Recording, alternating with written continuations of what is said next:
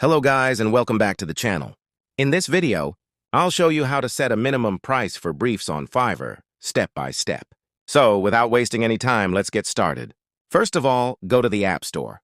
In the search bar, type Fiverr and make sure the app is fully updated. If you see any update available, go ahead and update it before continuing. This is important because some settings may not appear on older versions of the app. Once the update is complete, open the Fiverr app.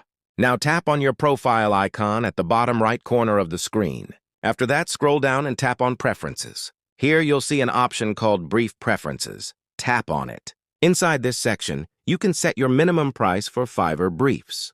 Simply choose the amount that works best for you, so you only receive briefs that match your pricing.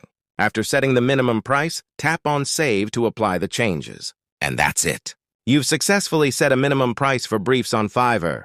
This helps you avoid low-paying offers and saves you time by receiving more relevant client requests. If you found this video helpful, make sure to like the video, subscribe to the channel, and turn on notifications for more Fiverr tips and tutorials.